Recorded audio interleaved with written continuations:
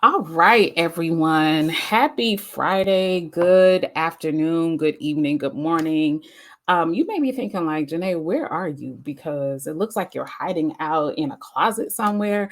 Well, not quite. I am in one of our other offices. I'm in downtown Houston, and typically I'm broadcasting from Spring, Texas. And so, for those of you who know a little bit about the Houston area, you know that this is not my typical setup.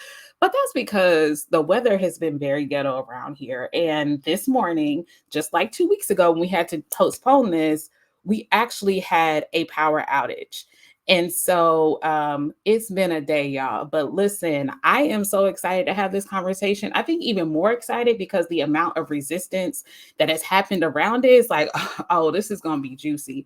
And so I'm really excited to have our host, I'm sorry, I'm the host. Our guest with us today, Dr. Zena, she has so many gems to share. I'm going to tell you a little bit about her, but today in this series of the Now of Work, we are talking about toxic workplaces and specifically toxic leadership and what it costs all of us. So, what it costs companies, individuals, leaders, what it costs the economy. Like, there are so many costs involved in toxic leadership, and we're going to dig into it. But we're going to look at it from the qualitative research today. There's a lot of quantitative research that's out there, and that's all well and good, but we have to attach stories of real people and real outcomes and real consequences to that quantitative research in order for us to really see what's actually happening and what the true cost is.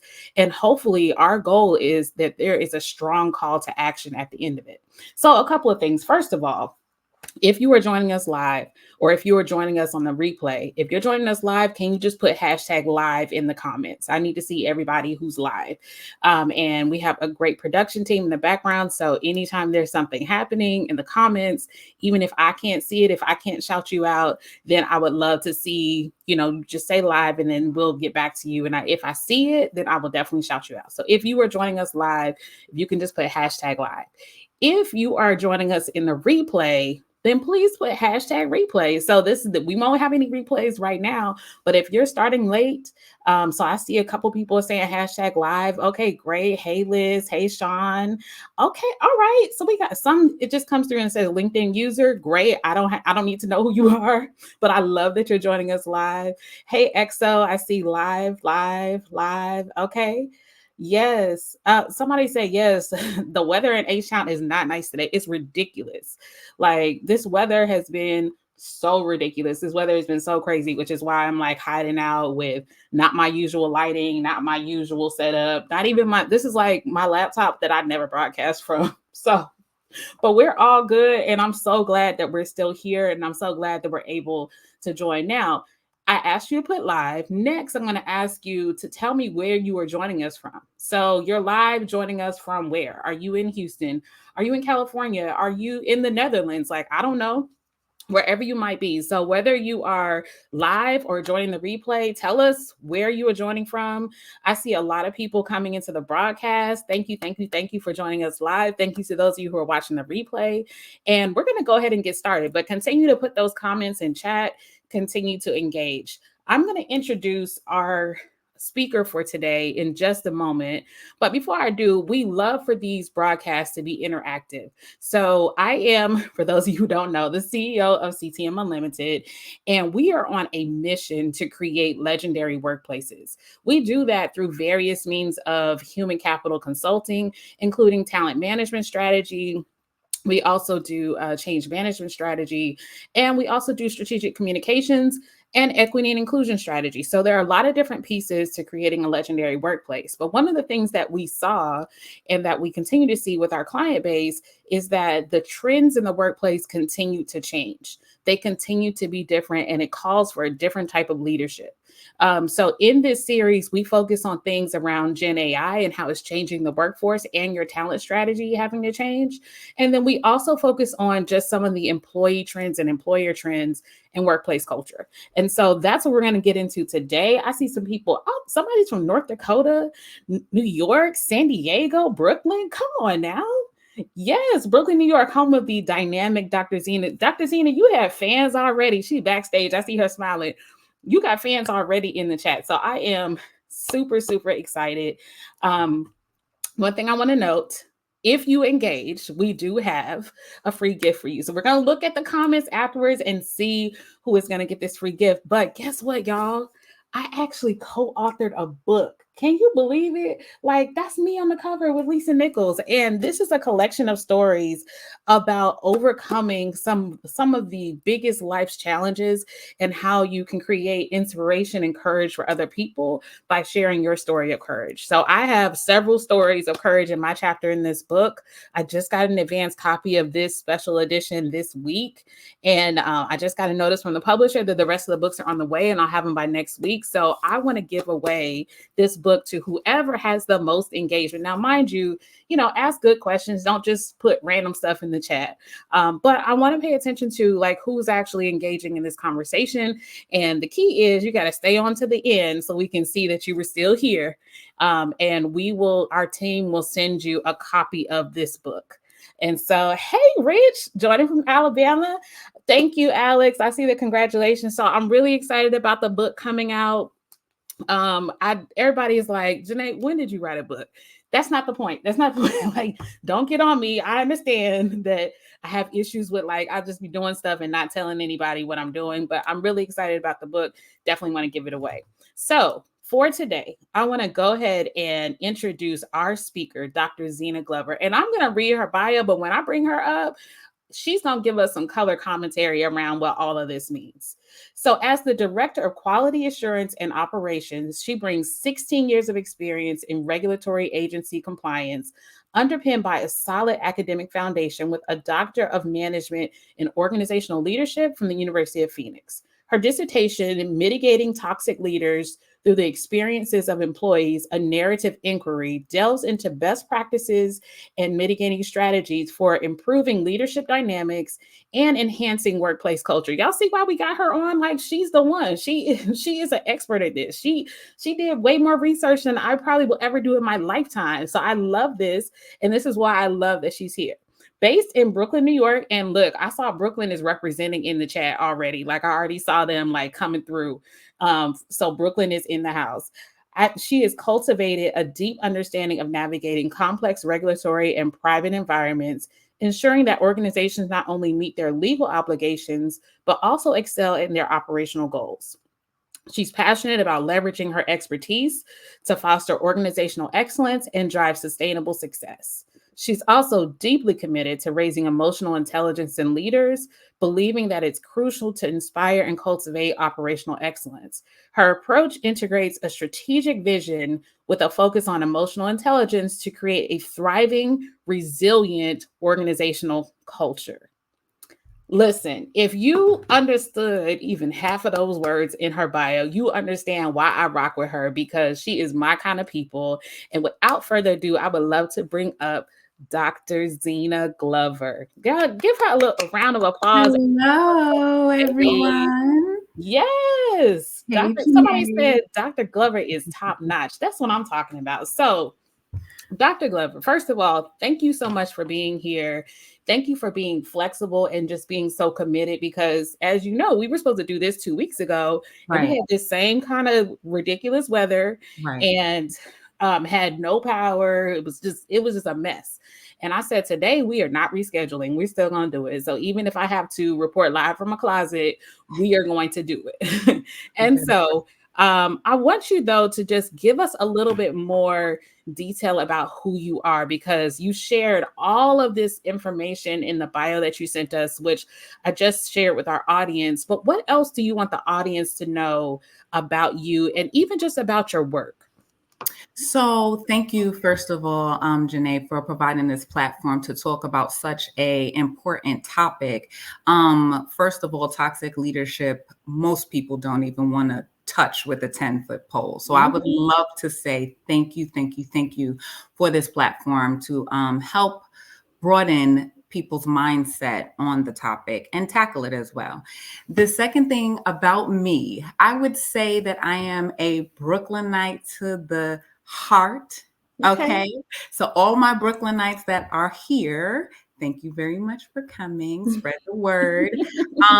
No shade against the other boroughs in New York City. However, you know we're the best.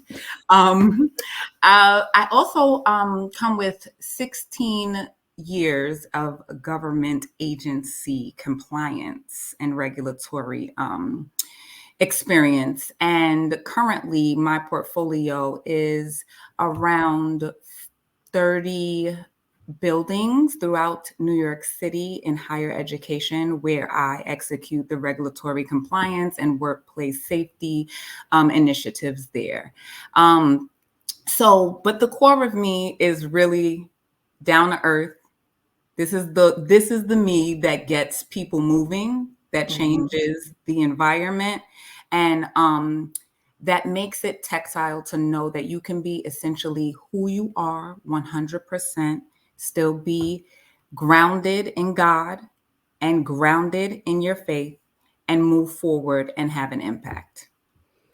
I love that, Dr. Zena. And I know that what you shared resonates with a lot of our audience, because a lot of times, even as we talk about the workplace, we may not feel that we can be fully all of who we are and still really, really get, what we need out of that space. Producer, that's not the question I'm about to ask, but I appreciate you being proactive. So my question really is about if you could share your personal journey. Like, how did you even get into this work? How did you decide that, hey, I'm going to tackle this topic of toxic leadership? And, what was the catalyst for that? Just tell us a little bit about that. The catalyst was my own imposter syndrome. Talk about it. And realizing that I was not the problem. It was my surroundings. I continuously made myself smaller to be in a organization or in an environment where it wasn't for me. It was not for me. And so I continued to bump into the wall of toxic leadership all throughout my career in government, in private. And once the light bulb clicked that, oh, this is toxic leadership. I'm going home feeling empty. I'm self-projecting negatively on my family, on my friends, on myself. I'm neglecting myself. What is happening to who I am? I love people. I started to withdraw. So I'm like, wait a minute, what's going on here? I need to figure out what's happening. And then I started to read about toxic leadership, and all of the light bulbs went off. And it wound up being a vocation because I wind up seeing a lot of my colleagues struggle with the same thing. And throughout their career over time, similar to like PTSD, it followed them. They never actually got to Wow. they never actually got to the pinnacle of their, I would say, dazzle and or who they can be, because they were always walking around with the cloud of doubt, the cloud of someone's out to get me for the most minute things. And it just was not productive. So, first of all, if you are listening to Dr. Zena and you hear her experience of saying, like, I felt like I was suffering from imposter syndrome, but really what I found is that I kept encountering toxic leadership. So while I was questioning myself and my value, I realized it really wasn't me. Like, I was not the problem. It was the environment that I'm in. So if you can relate to that at all, listen, you don't have to snitch on your current job. Like, I'm not telling anybody to do that. But if you can relate to that at all, I want to see that in the comments. Like, oh, I understand that. Look, somebody say you never get to your true potential when you're dealing with toxic leadership, because there's always that barrier there. So true. So because we're talking about, and we're going to dig into this topic, and I definitely want you to share the results of your research.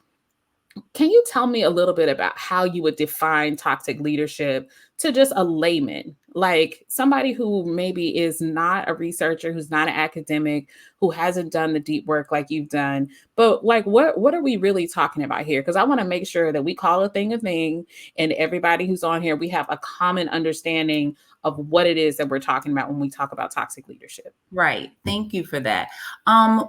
What I would say is for toxic leadership, essentially it is the behaviors and the traits that poison an organization.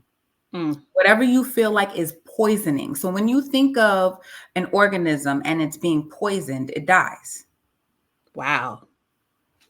So Wow. anything that is in that organization that is causing death or a lag state in layman terms, right? You or being stymied or on halt would be toxic leadership. Mm. Okay. So I love this as a working definition because I think now we can start to think about all the different work environments that we've been in over the course of our career and like, I thought that the problem was this, but really it could have been toxic leadership. Like that really could have been what it was. So I want to dig in a little bit into the research itself. So why did you decide to take this qualitative approach? And for those of you who are tuning in and you think about how typically researchers will take either a qualitative or quantitative approach. So, quantitative, really looking at the data, the metrics, and the hard numbers around whatever challenge or problem statement that they're looking at. And then qualitative is more like, okay, but what are the stories? What is the narrative? So, and notice that your research is called a narrative inquiry. Tell us about why you chose that over, well, I'm just going to dig deeper into the data. Well, what attracted me to qualitative narrative inquiry is the fact that I was able to give meaning, emotion, and I would say a tactile texture to people's experiences and Mhm. perceptions. That is void in when you're reading in numbers. You don't Yeah. understand how people feel. You don't hear the tremble in their voice when they're telling you your experiences or see their tears.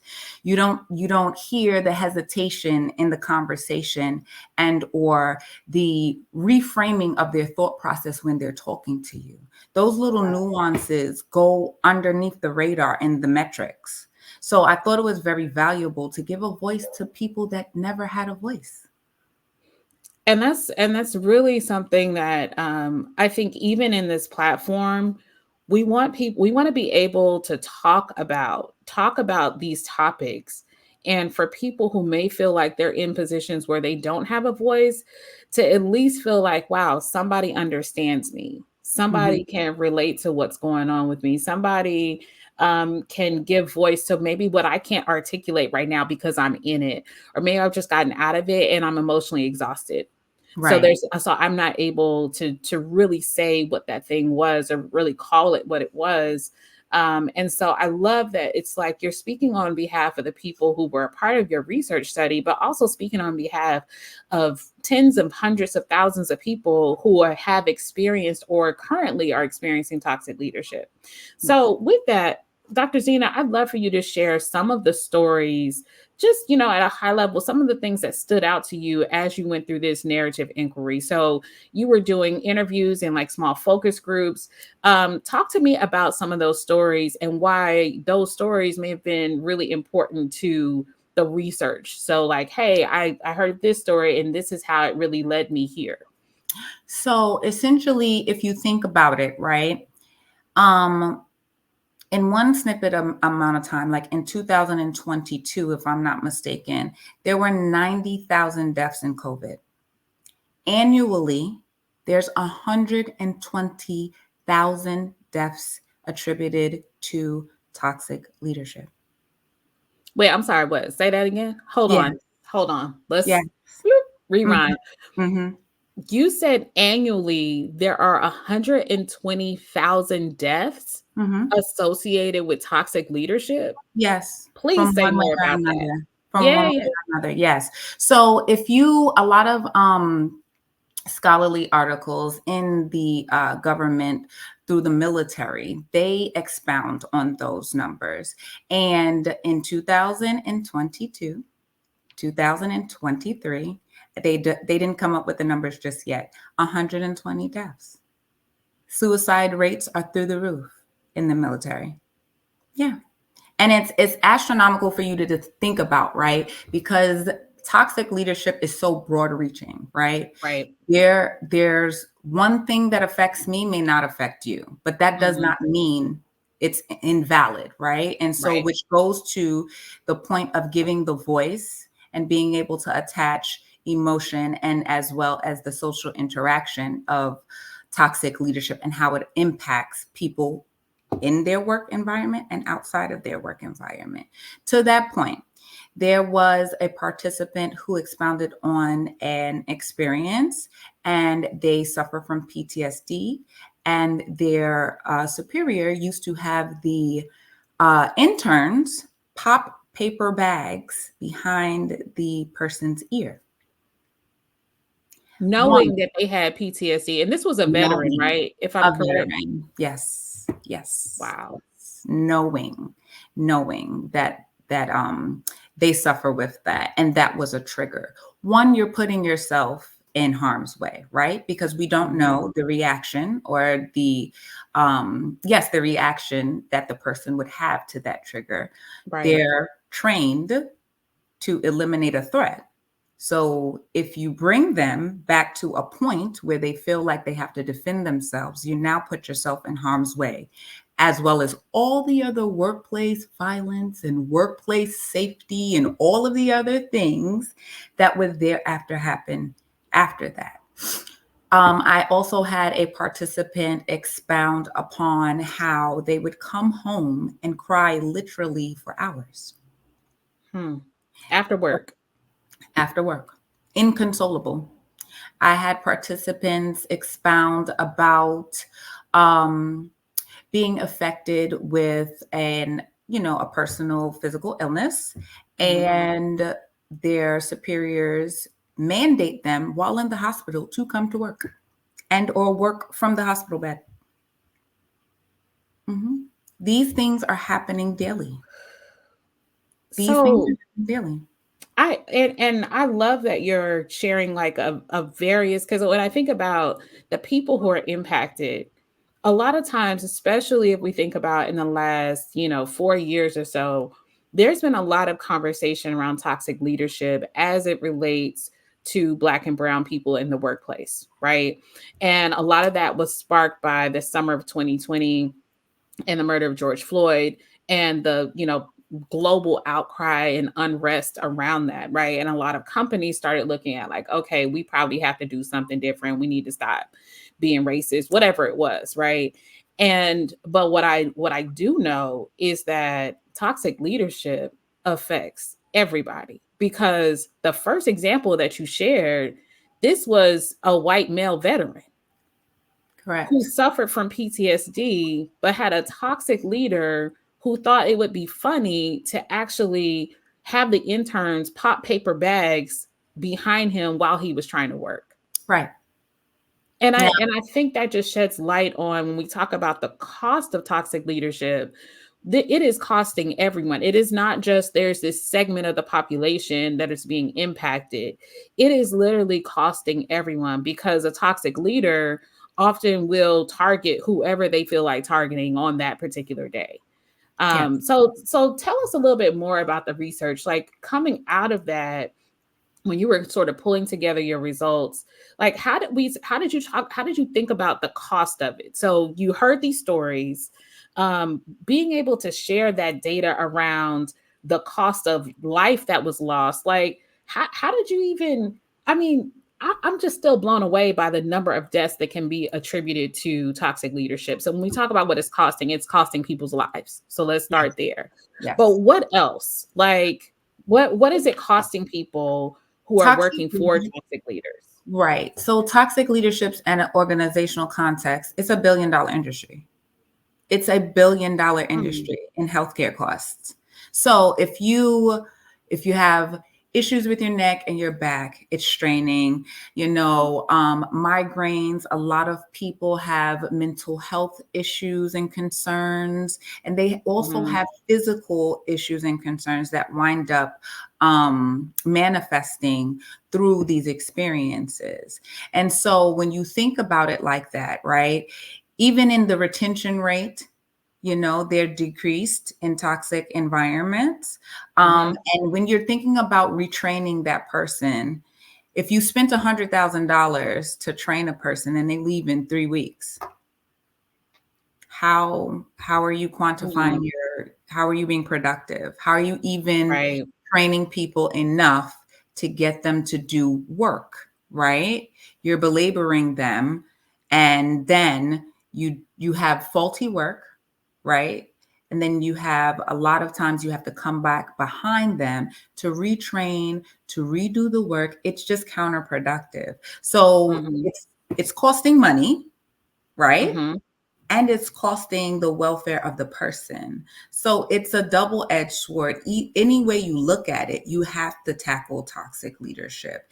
And when I did my research, there were a lot of best strategies and mitigating practices. So, for instance, one thing in which was highly emphasized on was building camaraderie and actually giving kudos to people. You would not believe Mm. how far a thank you goes. Like a genuine thank you. I appreciate that you came in early, Yeah. 30 minutes. Yeah. I Yeah. am, I, the pleasantries and emails go a long way. Prime example. I'm talking to one of my vice presidents currently now about a licensing issue. I was referred to the corporate licensing department. And in that referral, they did not know my background. And I used to run the program for the actual regulatory agency who we're asking Mhm. for the license from. So in my email, it was like, good day, name, salutation, thank you, all of these pleasantries. It got done in Mhm. 7 minutes. I got a text message from that very person and said, no one has ever spoken to me like that in an email. And I just want to say thank you. Wow. First of Seven all, that's sad that no one has ever been polite in an email. So that's Right, number one. right, And number two, I think there's also this I just the small and we think about like a call to action, the small things actually matter. And when we think about this huge cost, it's not something that we can't do something about, right? right, Just by saying thank you, just right, by saying, hey, could you please, or things like that, just in written or verbal communication. And right. then you also talked about recognition. So tell me a little bit more about that. So is this like when someone does something well, being able to recognize them within the team, or kind of what are some of the things that some best practices that came out of the research? The best practices that came out of the research was exactly that, like recognizing your team, playing to the incentives of the individual. Not everyone's incentive is the same. Yours may be a hybrid work schedule. Mine Mhm. may be monetarily motivated. It depends on your team. And so you need to figure out which structure would best implement and broad sweep across your team. Prime example, for me, my team, I need to keep them competitive, responsive, accountable, and preemptive against risk, right? Mhm. I have small little steps. They get gift cards, they get dinners to Capitol Grill, they get days off randomly. There are things that you can implement just so that people's cup can be filled. Because at the end of the day, I would just say also with COVID, it totally transformed the True. work environment. Yeah, it And really did. I don't know about you, but I would say me, I love a hybrid schedule. Mhm. Okay. I love a good hybrid schedule where I can go and take my computer to the nail salon. Okay. Let's Yes. just be transparent. I love a good hybrid schedule where I can go on my lunchtime and get a massage real quick. Yes. Okay? Yes. These are For essentials. sure. They're essentials to some people, right? Or just have a minute to just breathe and decompress, right? Mhm. So, whatever your team's motivators are important. And you know how you get that? Ask them. Just ask the question. Just ask a question. Yeah. What is your motivator? And if they say that they don't know, pay attention to their habits. Mm. That's After good. I Listen, have I you, I hope our audience is really taking down notes. I see Shari, if I'm saying pronouncing your name wrong, my bad. I mean Mary. nothing by it. Sherry. So I see Sherry saying these are gems. Kindness is less expensive than toxicity. Like that part is so true because if we think about the expense, like, do you understand what it costs you to be the opposite? It doesn't cost much. So there's nothing about what is being shared that's like, oh, there's no way I could do that. So I do want us to like think about this question that's up on the screen about there are leaders at very high levels that have identified toxic leadership in their organization. So some of the behaviors that you're talking about and what you saw in your actual research and what you heard through these narratives, they're probably like, well, yeah, we got a supervisor that kind of acts this way, we got a manager that's kind of like that. And I'm talking about like senior director, VP, senior VP, CEOs. I'm talking about like high level leaders that know that this is happening in their organization, but they have either turned a blind eye to it or they haven't really done the work to rid the organization of that, so it's embedded in the culture. Mhm. What's the call to action for them? So when we're talking about these big companies, small companies, government entities, and they know this is happening, like what is your recommendation for them? For them, they need to structure an accountability schedule that has KPIs with accountability measures, 360 reviews with accountability measures. Like you have to follow up. You can't just put out, oh, fill out this survey and Mhm. tell me how your supervisor did and then move on. You need to integrate yourself or place someone to be integrated into the environment to help you strategize on what is going to touch your team. Like for myself, I'm over so many locations. Honestly, I can't be everywhere at the same time. But my Mhm. colleagues are my boots on the ground. They are my eyes and ears. And so when I have an honest conversation with them, it is more or less, I gave this 360 review. I'm going to review it. This is what I put into play to try to mitigate the struggles that we have and the challenges that we have. Is it Mhm. working? Mm. Is it working? To your experience, is it working? When you go in, is your job easier? If they say yes, that it's easier, then you have them explain how. What have you offloaded and or trained up and or taught that made it easier for you? Because then it gives me an understanding that you truly understand the accountability measure and you're putting those things into play. You have to follow up on the KPIs, you have to follow up on your 360 reviews. It is essential.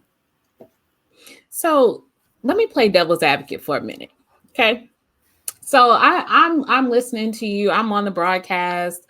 I'm watching the replay, and I'm a senior leader. I know for certain there's at least one person on my team or somewhere in my organization that definitely has embodied this toxic leadership. And I know I need to do something about it. And I'm listening to your recommendations, but I'm thinking to myself, like, Dr. Zena, that sounds like a lot of work. That sounds like, okay, so you want me to create KPIs, you want me to have this accountability framework in place. I need to, start by cascading this to my team and making sure that they're accountable and that their direct reports are doing it as well. You're basically asking me to change the culture, and that just seems like a lot of work. Like, what is the incentive for me to do that when yeah, we've had a couple lawsuits here and there. Maybe we've lost some people here and there, but for the last 20 years, we've been okay just doing it the way we've been doing it and sort of just hit or miss when it comes to our leadership. That, we have some good leaders and we have some bad apples, and sometimes we let them stay around and sometimes we don't. So, what do you say to that leader that is saying, like, yeah, it sounds like a lot of work, and I don't know, what's the benefit for me to do that? The benefit is a healthier work environment for yourself. The Mm, benefit is a healthier work-life balance for yourself. You have to be hard. You have to be willing to also take on that amount of responsibility. And yes, you have to be a disruptor. You Yeah. have to be a disruptor. If you are not the disruptor, then you are contributing to the toxic leadership. Hmm. That is costing lives. Like, It's let's put, costing lives. yeah, like people are dying from it. And I think that's the part where we can look at the dollar amounts, because even in our consulting practice, we talk a lot about the cost of disengagement, and we use a cost calculator that's based on research from SHRM and from Gallup around the percentage of the workforce that is disengaged. And so they said even some of the best workforces have almost a 20% disengagement rate, which means that you have all of these people in your workforce that are functioning just enough just to keep their job, And right? get by. Right. And so then when we calculate that, when it comes to those companies, we actually put their headcount in the calculator. We put the average salary, annual salary Mhm. for someone who's an individual contributor, and also the salary for someone who might be a high level technical leader or a high level leader. And then it spits out a number. That Mhm. number has lots of commas and zeros in it. Yes. Okay. So to show a company that maybe has 10,000 people in that company or in that organization, that every single year they are losing up to $50 million every year Mhm. just because of disengagement, just Mhm. because you have poor leadership, weak leadership, toxic leadership in place. And people are really just like, I'm going to do just enough. I'm going to do just enough to get by. The other stat that I always look at is the number of sick days. So Better Up did a study about how the number of sick days is concurrent to the workplace culture. And so you have people who max out their sick days when that culture is toxic, Yes. right? Because and sometimes they are physically ill just from being at work. And other times it's like, think about it. Think about a job that you love. Even if you got a little cough, your throat hurts, whatever, you'll be like, I'm still going in because I love this work. I love my team. I love the people. I'm still going to try my best. Or even if I can't actually physically go into work, I still might be working a little bit because, yeah, I don't feel great, but I love the work that I do and I love the organization that I work for. But then Yeah. think about the converse, right? Mhm. When that's a job that you don't like, you'll be like, oh, my elbow hurts. I can't make it today. Not going to be able to do it. Like, oh, my ear is itching. You know what? Calling in sick. Like, I mean, and I'm exaggerating a little bit. You're not. You're not. You're not exaggerating. Think about those mornings where nothing is going right. I Yes. mean, nothing is going right. You woke up late, you're dragging out the bed. For those that have children, the children are not getting up, everything's all over, they don't want to get dressed. For women who are pregnant, you Mm, know, that's a entire different beast and struggle. People who have disabilities, hmm. everyone has bad days. Let's say, for Yeah. instance, you go to make your smoothie. Now the smoothie, the top falls off, everything's on the floor. You had to Yeah. clean it up, change your clothes. By the time you get to your car, you're like, you know what? Some telling me to stay home. Hello, hi. I'm not coming in today. I don't feel well. Doesn't Yep. matter the project, doesn't matter the urgency of the project. Hmm. It doesn't matter um, what happens if the project is not on time, because most people are not really involved in what happens if, Hmm. really what happens when, right? When we don't get it on time, when Yeah. we right. So essentially with those things, people call out all the time. To your point of the SHRM studies, they actually quantified around 65,000 to 95,000 per person, and in each Per year, budget per year. 65 to 95,000 per person per year. Mhm. And That's that's based retention. on the workplace conditions. Yep. Like, wow. That's retention, that's productivity, that's morale, that's all of those things encompassed in one, right? All of those metrics encompassed in one. And then if you multiply that, let's say by 20, Right. That's a lot of cash walking out the door. it's gone. Yeah. And I think that's the part. I think a lot of times when we talk about toxic leadership, when we talk about inclusion, when we talk about just having like great, strong leadership, when we talk about equitable systems in the workplace, it feels very like, oh, well, this is just the right thing to do, and feels like a very like kumbaya moment, right? And it is all of those things, but it's also the most expedient thing to do if you want to be profitable as a business. And I mean that in the sense of, even if we talk about nonprofits and government agencies, they still have a bottom line. Yes. They may have a fixed budget, especially, I mean, I did a keynote recently at a community college, and they get funding from the state, and they also get funding based on enrollment, Mhm. right? So even though they're not a business, they are a business Right. because it is solid. Oh, okay. So we got a comment up on the screen. I want to make sure I acknowledge some of these comments, because first, if I go back to Tanisha said, if you are not the disruptor, you are a contributor. Mic drop That's moment. right. She quoted you on that That's one. right. But it's true. It's like either you're a part of the problem or a part of the solution.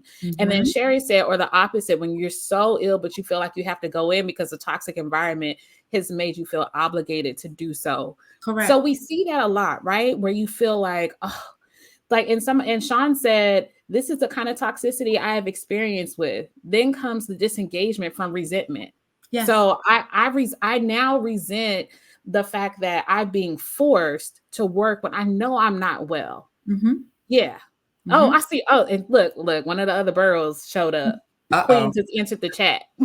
Well, you know what I said, I stand by in the beginning, Brooklyn, best borough, you know? Yes. Nevertheless. But I see Cassandra showed up. So listening to these gems from Dr. Zena Glover.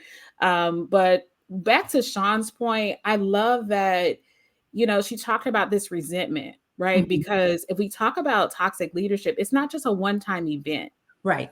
It's like I experience this on the regular basis, or I experience this on the daily basis, weekly, monthly, whatever the case is.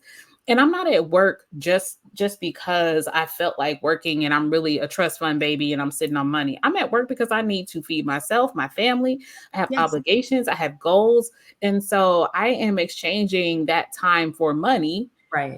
And maybe I don't have the luxury of just saying, you know what, I'm done and I'm just not going to work anymore.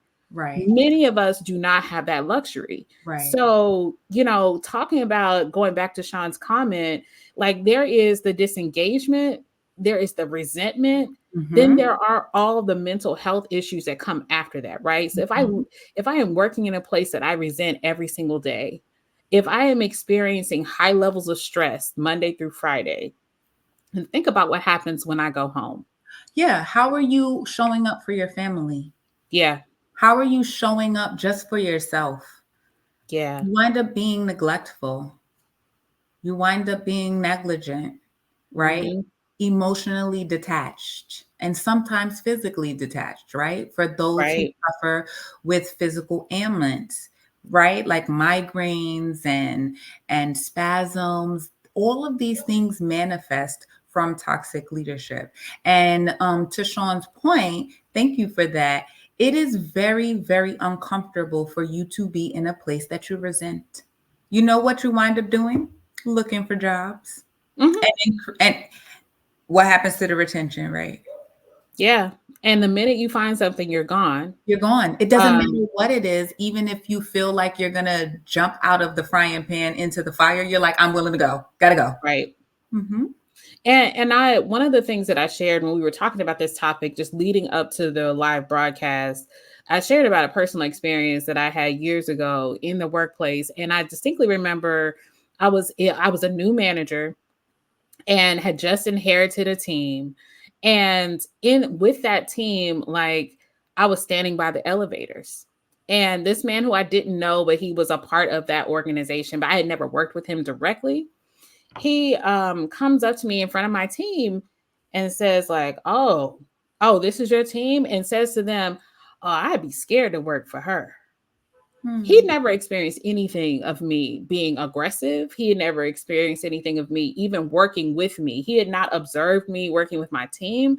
And I don't even get down like that. You know what I Right. mean? Like, but some of my team is in this chat right now. And they can tell you, like, that's not how I lead. Like, that's not me. That's never been how I lead. But of course, there's also this, Black woman trope that's out there, that we are angry, we are aggressive. And I'm just like, I said nothing to this man. I said nothing to him. He hasn't, like, why would you say that in front of my team? And I'll tell you one thing, I was gone 6 months later. Yeah. And left a gap, right? Because what I was doing was very specialized. And so I was like, y'all will figure it out, but I can't, this is not an environment for me. It's not.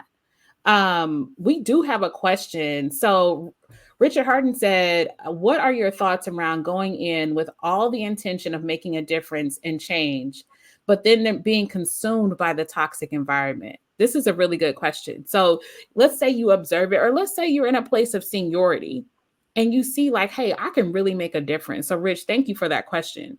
But now I'm trying to make a difference, but the environment and the culture now has consumed me. Like, can you share your thoughts on that, Dr. Zena? Because that's a really good question. There's two things to that. The first thing is one of my colleagues, Dr. Diana Allen, she's always told me to proceed until apprehended. You need the right people on your side. So you need to dig deep down into your emotional intelligence, use your network, and you may need to puppeteer a few people in order to get the strategy you need to try to change the environment. Maybe you're not speaking to the actual change makers. A lot of people have titles but no power. Talk about it. You need to find the power in the room that can execute that change that you're trying to see. And you also got to be strong, because if you're being consumed by it, what I would say is, if that is not your vocation and a place for you to be, you need to grow out of that location. And I say that because what is going to wind up happening is you use the word consumed.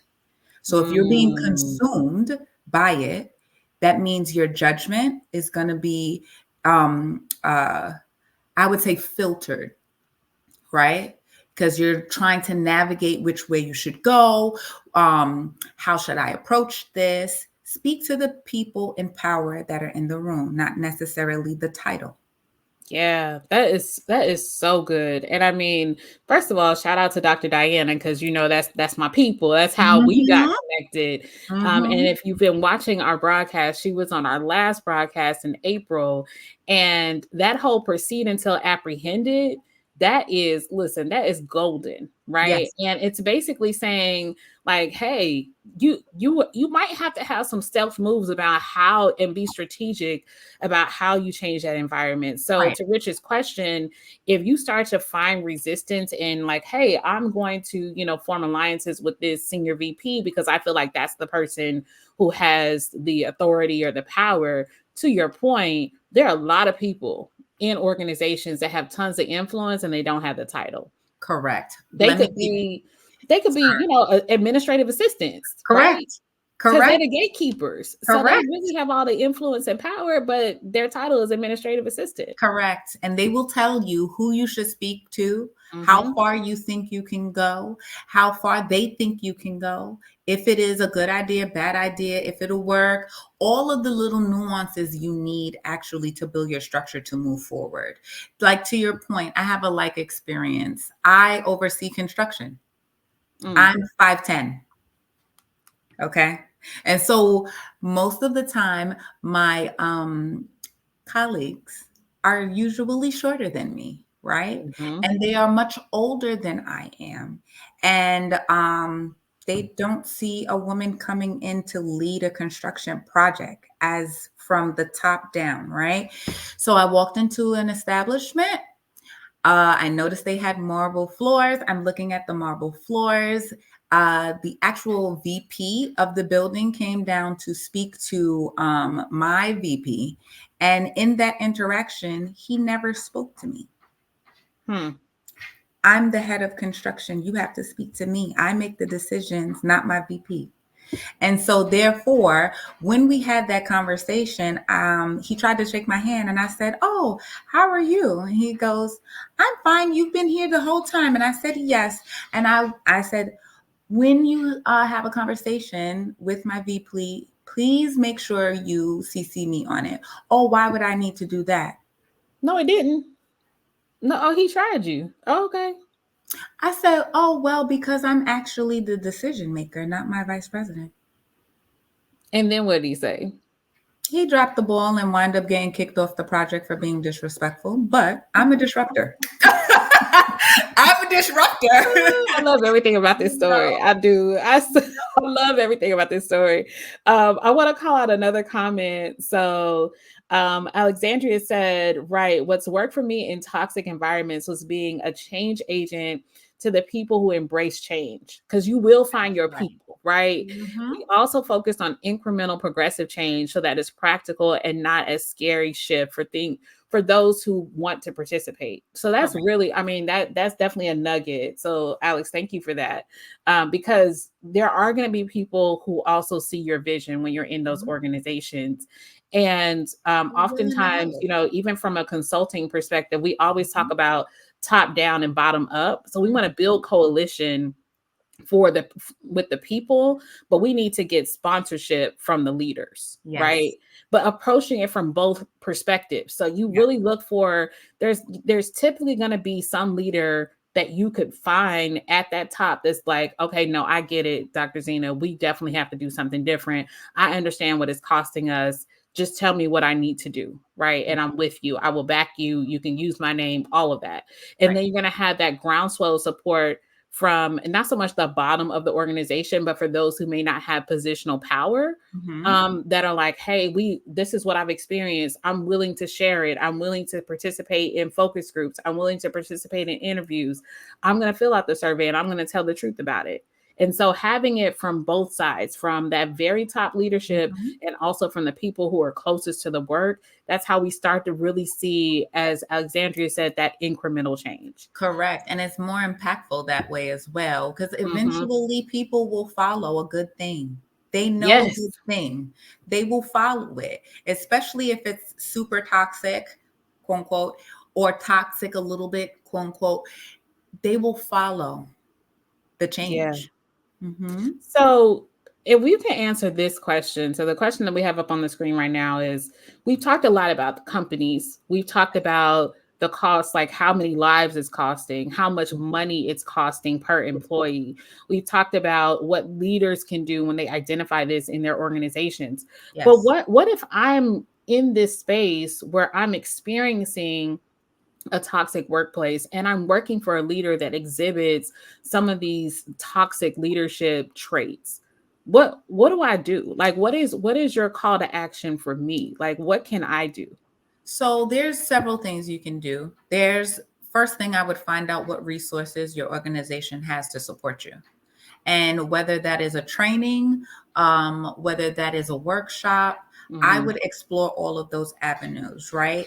The other thing I would do is draw highly on your emotional intelligence because unfortunately, as leaders, you are the buffer, right? And so Mhm. just because my leader enforces a certain amount of anxiety and or pressure upon me does not mean that I have to execute that same amount of pressure and anxiousness towards my team. You can be Mhm. the buffer. You just have to tap into your emotional intelligence and say, wait a minute, how can this message come off a little bit easier and me get more productivity with and remove the anxiousness of it? Now, what I remember my first career. Now I've had a lot of jobs, so those of you who have known me for a long Me time, like too. I worked somewhere everywhere, right? So my very first career, I was a high school teacher, like straight out of college. And one of the things I noticed, I remember I worked for this principal. He definitely had all the toxic leadership traits. Like, I remember sitting in a staff meeting, and there were all the other teachers in the room. There were two teachers in the back that were chatting about something during the staff meeting. He starts yelling from the front. I mean, yelling out their names as if they are. Uh-huh. It was inappropriate even if they were children, but Right. definitely inappropriate when you're talking to other professionals, right, who are on your team. And I mean, we all sat in the room like, even if they were out of order, you can't pull them aside after the meeting. You Right. can't ask them. There's no, like, he had no kind of like, it wasn't even just being direct. It was just downright rude. And Mhm. it was very disruptive. And then at the point, people were just like, "What was that?" I mean, Very like you're hesitant. yelling at the top of your lungs, you foaming at the corners of your mouth, and I'm sitting there like, I wish he would try me like that, right? Like, that was my I first know thought. that's Like, right. I wish you would. And so what I noticed is late as the school year went on, I had a couple of encounters with him, not so much from him doing that, but like having conversations with him, and like he tried it one time like in an email, but that clapback was so hard. Like, listen, here's what we're not going to do. We're going to have mutual respect for each other. If you have an issue with something that is happening with my performance, then please do address that. But outside of that, all this extra commentary that's low-key rude, and you're speaking to me like we're friends, neighbors, or like we live together, absolutely not.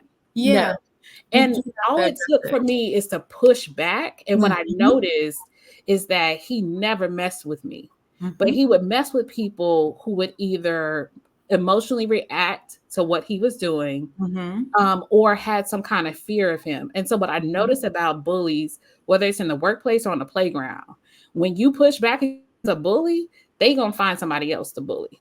That is true. That is true. I would say, commendable to you.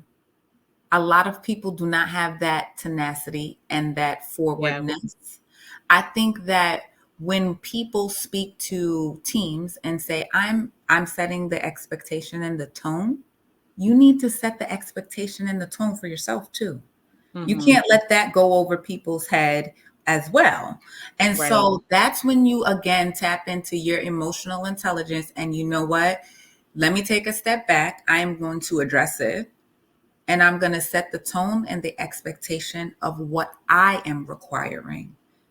And then you exude that towards your team. You know what I mean? Yeah. Hmm.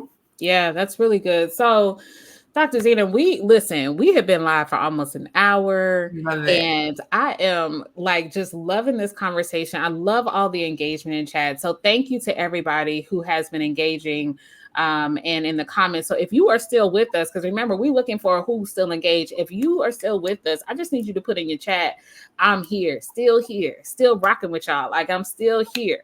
So we know who's still with us in the live. And same thing with the replay. If you've gotten this far in the replay and you've actually like watched this whole conversation for an hour, like hats off to you. Like I want to know that you're still with us. So yes, and I see a couple of people putting things in the comments. So just to close it out, first of all, I want to thank you for all of the insights that you shared, Dr. Zena. Just I know the research is extensive, but I want you to share like the last thing. I see some people saying, I'm still here, I'm here. Cassandra said, yes, Dr. Glover, you are amazing. Daisha said, we often have to mirror ourselves. Oh, if you have to go, I understand. I'm here, Dr. Glover, is a powerhouse, still rocking with y'all, but sadly I have to do work. Listen, my post yesterday. I was like, now y'all know it's Friday. Half of y'all don't really be working. Hmm. But I do know that means another half still has to work. So I see people saying still here collecting nuggets. Richard said still here. Somebody said very insightful. Didn't feel like an hour. Very engaging. Thank you, Sean. Still here. Love it. Yes. So I love that we still have people with us. But Dr. Glover, like, what are kind of your final parting remarks? We have people represented from all over the U.S. and maybe even globally in different roles, different jobs, different titles, some entrepreneurs, some who are working full time, some who are maybe in positions of leadership. So, what's that one word that you want to leave with them today? If you could just kind of pick something, and also I want to make sure that you share with them how to connect with you to continue the conversation. So you want one word? Well, it could be a phrase. Don't listen to me. Like Yeah. it can be a phrase. It could be a phrase. It And could of be course, all the words is like, blah, blah, like, blah. yeah, it could be one word, it could be a phrase, it could be a sentence, it could be a thought, but just like, what would you want to leave them with today? I think you should be a disruptor. What's Mm, it going to cost you? mm, that's a good one. Oh, who said Canada? Come on, Canada. Ooh, Come on, Canada in the house. nice. I Yeah, think you should so be a your disruptor. word is you should be a disruptor and Hmm. consider what it's going to cost you. Hmm. Because here's the thing, we all have an opportunity to make change in the world. A lot of times we think about, oh, well, I don't have any power. I don't have, I'm not a leader. I'm not a supervisor. I'm not a manager. I don't own a company. I'm not an activist. I'm like, we have a whole list of things that we're not, Right. but we also have a list of things that we We are. are. And we have so much influence just within our sphere and our circle of influence Yep. and things that we can do to really disrupt, false narratives, to, That's right. even when there are